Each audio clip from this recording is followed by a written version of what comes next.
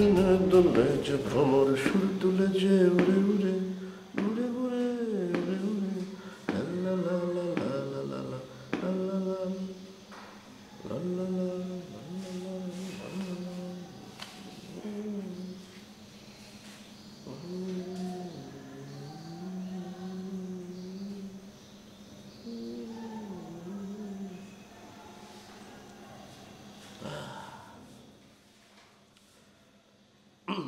Hello, আসসালামু আলাইকুম। ওয়ালাইকুম আসসালাম। কি খবর মুক্তা? এই তো ভাই। শেয়ারের খবর কি? শেয়ারের আর কি খবর, আগের মতোই অবস্থা। মানে কমছে না বাড়ছে? দাম তো কমের দিকেই। আচ্ছা, ওই ডেল্টা লাইফ ইন্স্যুরেন্সের কি অবস্থা? এ তো কমছে ভাই। হ্যাঁ, কমছে? হ্যাঁ, তো ব্যবসা করা যাবে না। আর ওই যে ব্যাংকগুলির কি খবর? ব্যাংকগুলো কমে নাই, আবার বাড়েও নাই, আগের অবস্থায় আছে। মার্ডার।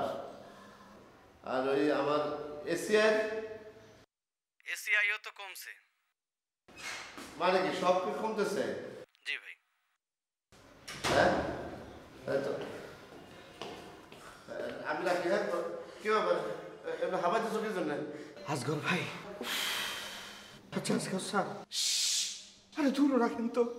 আর একটু হলে গেছিলাম, আর একটু হলে তো আমি অলমোস্ট ডেড হয়ে গেছিলাম। কেন, কি হয়েছে? আরে আরে সিন্ডিরে ফলো করতে গেছিলাম, ধরা গেছি। আর একটু হলে পুরো জানের উপর দিয়ে, সদগার উপর দিয়ে চলে গেছে। বলিস কি? তোর ফলো করতে বলছে কে? আরে আমি কি আমার জন্য গেছিলাম নাকি? আমি তো আপনার জন্য ফলো করতে গেছিলাম। এই, তুই যদি ফলোই করবি তাহলে ধরা পড়লি কি জন্যে? আরে আপনি কি আমাকে সব সময় বলেন নাকি আমি তো নিজ দায়িত্বে, নিজ স্বতঃস্ফূর্তভাবে সব কাজ করি? আর আপনি কেন ভুলে যান যে কিছু ভালো কাজ করতে গেলে ছোট ছোট ভুল হতেই পারে, সেই জন্য ভুল হয়ে গেছে। এই জন্য আমি এক্সট্রিমলি সরি। তুই ফলো করতে গেলি, তুই ধরা খাইলি, তোর সাথে সাথে আমিও ধরা খেলাম।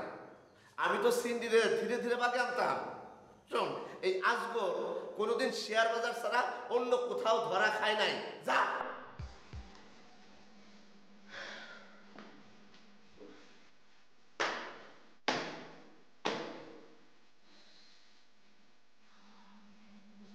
খারাপ হয়ে যাবে।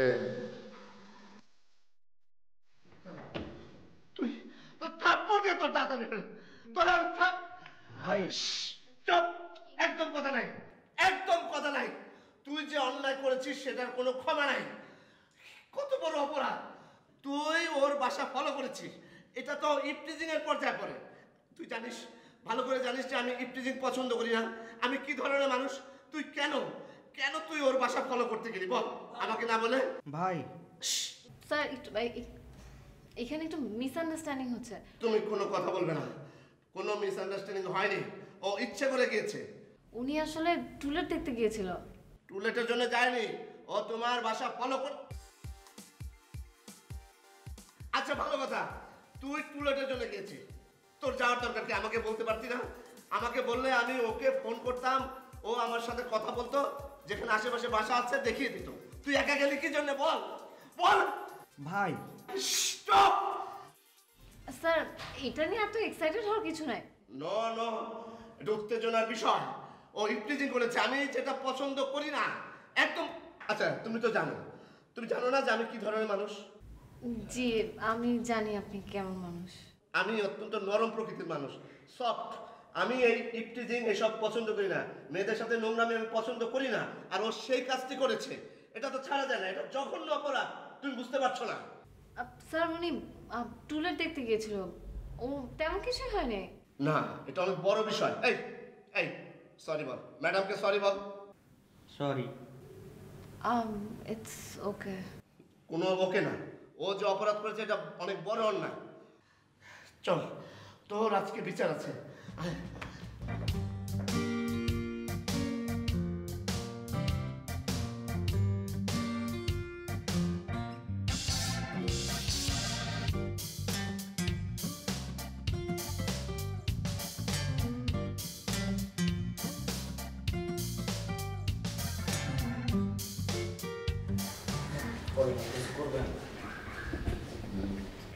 রাগেছস? একটু বেশি হয়ে গেল না? আরে না, তার সামনে না মারলে কি আমার ইজ্জত থাকতো? আমার একটু বাহাদুরি দেখাইতে হবে না? আমি যে তোর শাস্তি দিতে এটা বুঝাইতে হবে না? তার জন্য এতটা করবেন? আরে এতটা কি, হঠাৎ করে রাগ মাথার মধ্যে উঠে গেছিল, সত্যকারের রাগ।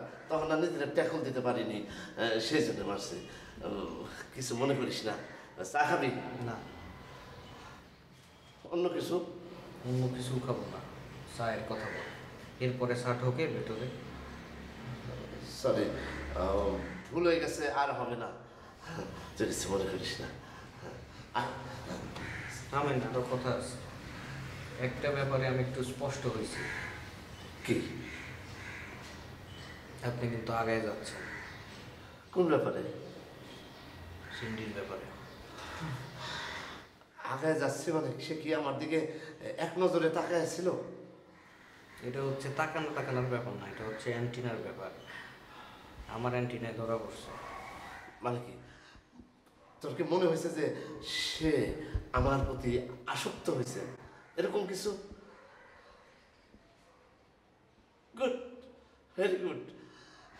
শান্তি, শান্তি রে মহাশান্তি। যাই, কাজ করেছি।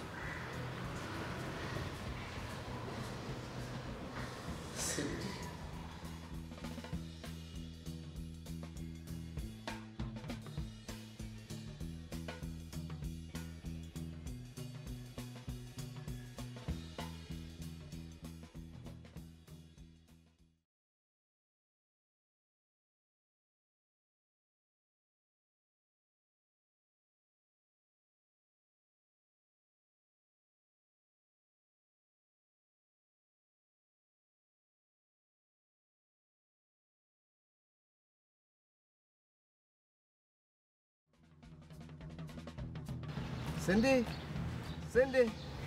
ও সালাম স্যার। ওয়ালাইকুম আসসালাম। আরে তুমি এখানে? তোমার বাসা কি এদিকে নাকি? স্যার হ্যাঁ, আমার বাসা এখানে। আমি অফিস যাচ্ছিলাম, কিছু পাচ্ছি না বলে হেঁটেই রওনা দেব। গাড়িতে আসো। না স্যার, সামনে থেকে কিছু একটা নিয়ে নেবো, কোনো সমস্যা নেই। আরে এটা কি হয় নাকি? আমি তো দিক দিয়ে যাচ্ছিলাম, হঠাৎ দেখলাম তোমাকে। ও, আমি জানতাম না যে তোমার বাসা এদিকে। দেখ আসো, আর গাড়ি ওঠো। না স্যার, কোনো প্রবলেম নেই, আমি এই যে সামনে থেকে কিছু একটা নিয়ে চলে যাবো। তার আর দরকার হবে না। শোনো, তোমার সাথে মার্কেটিং এর বিষয়ে একটু আলাপ আছে, আসো গাড়িতে বসে বসে করবো। আসো। এই মার্কেটিংয়ের বিষয়ে? আচ্ছা।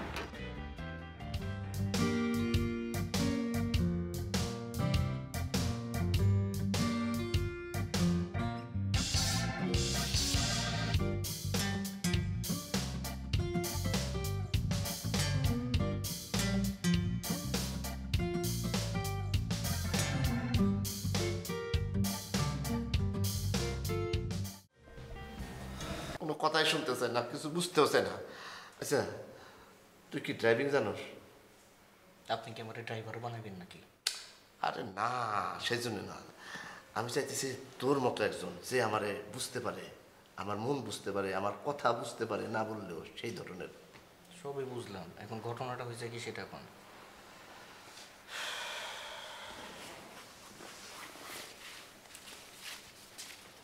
ডান দিক কোনটা?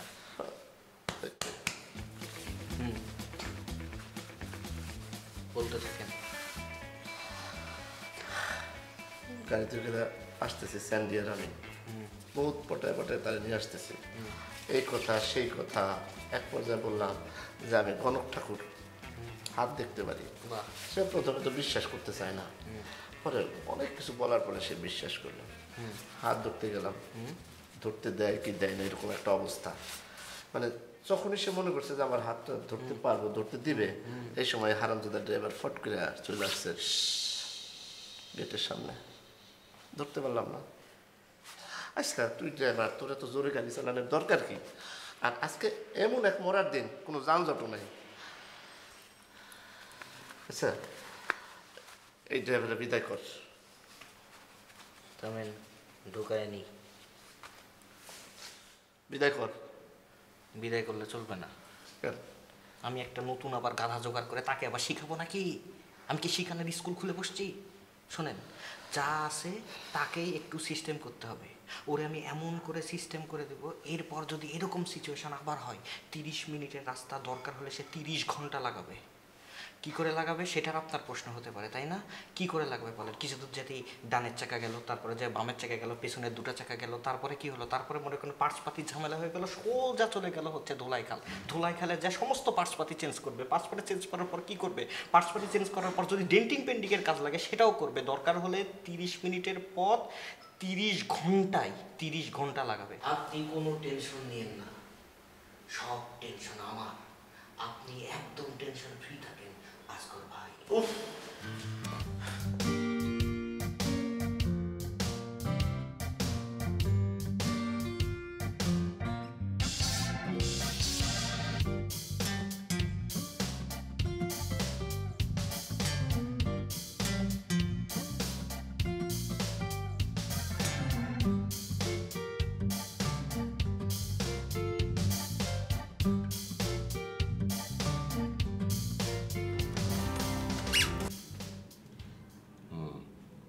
হাই বলেন মেন ভাই। High high. Hello hello. খুবই ভালো এটা। শোনেন ভাই, মানে এখন তো সময় তো নেই আসলে, আমাদের তো অনেক যেতে হবে। আইডিয়া বলেন। মাহিন ভাই, মানে আমাদের আইডিয়া তো একটাই, সব সমস্যার সমাধান করে ফেলা। রেডিও কীভাবে সব সমস্যার সমাধান করবে? আপনি তো আর যে রেডিও যাবে, আপনি তো মুশকিল আসান বাবা না। মাহিন ভাই, আপনি পয়েন্টটা ধরে ফেলছেন যে আমি মুশকিল আসান পাবো না, কিন্তু মুশকিল আসান করাটাই হচ্ছে আমাদের প্রোগ্রামের মেইন লক্ষ্য। আমরা এর মাধ্যমে সব রকমের মুশকিল আসান করে ফেলবো। কীরকম কী সমস্যার সমাধান দেবেন বলেন? না না, প্রবলেমের কিন্তু কোনো শেষ নেই। ধরেন যে প্রিয় বন্ধু SMS করে নেই, তার জন্য মন খারাপ। আচ্ছা না, আজকে কেন আকাশে চাঁদ উঠে নেই, তার জন্য মন খারাপ। আমাদের কিন্তু মন খারাপ বা মন ভালো হওয়ার কোনো শেষ নাই। আর এগুলি হচ্ছে আমাদের লাইফে একটা সমস্যা। আর এই সমস্যার সমাধান আপনি মানে এমনি করতে পারবেন না, এগুলো আমরা সাজেস্ট করবো এবং সেইভাবেই সমস্যাগুলো সমাধান হবে। কারণ লাল কাপড় পরে গেলে ভালো লাগবে না, নীল কাপড় পরে গেলে ভালো লাগবে, সেটাও যেমন একটা সমস্যা। আবার ধরেন যে সেই কাপড় সে কোথায় কিনবে বা কার কাছে ধার আনবে, সেটাও তার জন্য সমস্যা। আমরা সব রকম সমস্যাই সমাধান করে দিব। মানুষের মনস্তাত্ত্বিক, আত্মিক, যত রকম সমস্যা, রাস্তায় চলতে সমস্যা, ফিরতে সমস্যা, খাইতে সমস্যা, ঘুমাইতে সমস্যা, হাঁটতে সমস্যা, সব রকম সমস্যার সমাধান আমরা করবো। ঠিক আছে, একটা উদাহরণ দেন। আচ্ছা, সিম্পলি একটা নর্মাল সমস্যা করি। ধরেন যে দুইটা বাচ্চা ছেলে মেয়ে প্রেম করে। আপনি বলেন তো তাদেরকে আমরা কীভাবে সমস্যার সমাধান করতে পারি? তাদেরকে সমস্যার সমাধান করার একটাই উপায়, তাদের ধৈর্যই না কানে গেলে দুটা কইসা চট দেওয়া। এই চট দেওয়া মাত্রই তাদের মধ্যে যে কালফ্লাপ মানে বাছুর প্রেম আছে, এই প্রেমটা চলে যাবে এবং এটাই হচ্ছে সমস্যার সমাধান। তাদেরকে সমস্যার সমাধান করার একটাই উপায়, তাদের ধৈর্যই না কানে গেলে দুটা কইসা চট দেওয়া। এই চট দেওয়া মাত্রই তাদের মধ্যে যে কালফ্লাপ মানে বাছুর প্রেম আছে, এই প্রেমটা চলে যাবে এবং এটাই হচ্ছে সমস্যার সমাধান। মানে প্রেম করলে আমরা ধরে নেয় থাপড়াবো? অবশ্যই মাহিন ভাই, এবং এটাই সমস্যার সমাধান। এত ছোট বয়সে প্রেম কিসের? মানে যে বয়সে যেটা করার দরকার, এই বয়সে পড়াশোনা করা দরকার, পড়াশোনা কর। প্রেম করার কোনো দরকার নেই, প্রেম করলেই কানে গেলে থাপ্পড় খাবি। আপনি কি রসিকতা করছেন নাকি আমার সঙ্গে? মাহিন ভাই, sorry for the language, not for meaning. আমি তো আপনার সালা না যে আপনার সাথে রসিকতা করবো, কিন্তু তারপর একটু করলাম আর কি। এটা রসিকতাই ছিল, কিন্তু মেইন আমার পে অফ লাইন কিন্তু এটাই যে সব সমস্যার সমাধান রেডিওর মাধ্যমে হবে এবং সেই সমস্যার সমাধান করবো আমরা। এটাই হচ্ছে আমার আসল কথা। হ্যাঁ ঠিক আছে, সেটা মানে আমার যে একদম খারাপ লেগেছে সেটাও বলতে পারবো না, আমার যে ভালো লেগেছে সেটাও বলতে পারছি না। মানে বিষয়টা আসলে ভিজিবল হয়নি। মাহিন ভাই, আপনি ভিজিবল করবেন কেমনে? এটা তো রেডিও, টিভি না। টিভি এর না লোকজনের দেখা দিতে, আমরা এটাকে অডিওবল করব। হ্যাঁ, লোকজন যাতে শুনে সমস্যার সমাধানটা তার মনে আত্মস্থ করে নেয় এবং সে বাস্তব জীবনে প্রয়োগ করে, এটাই হচ্ছে আমাদের একমাত্র লক্ষ্য এবং উদ্দেশ্য। ঠিক আছে, আমি ইনারটা বলছি যে অডিও ভিজিবল না, সে অডিও কোনো অডিও না। আপনি একটা গান শুনবেন, তো গানটা একটা ছবি আপনি দেখতে চাইবেন না। যদি আপনি গানটার ছবি দেখতে না পারেন তাহলে বুঝবেন যে গানটা হয়নি। ও আচ্ছা, ওটা দেখতে পাচ্ছেন না। আচ্ছা ঠিক আছে, আপনাকে আমি ওটা দেখানোর ব্যবস্থা করতেছি মাহিন ভাই। আমাকে 2 দিন সময় দেন, আমি আরেকটু ভাবি, একটু চক আউট করি, লেআউটটা গুছাই একবারে আপনাকে একটা প্রেজেন্টেশন দিই। হ্যাঁ হ্যাঁ, আমার মনে হয় ইউ শুড ওটাই করেন। ওকে, বাই বলেন। বাই।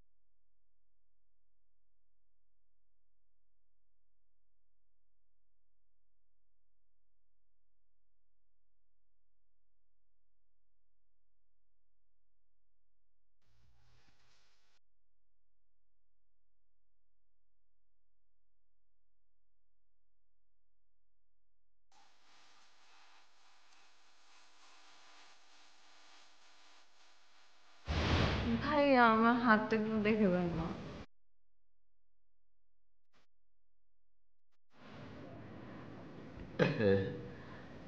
দেখছো না আমি ব্যস্ত আছি, কাজ করছি। প্লিজ ভাইয়া একটু। বিরক্ত করো না তো। আমি এই হস্তরেখা নিয়ে একটু চিন্তায় আছি, একটু কাজ করছি। তুমি পরে এসো, আমি দেখে দেবো। হ্যাঁ? না, এখনই দেখতে হবে।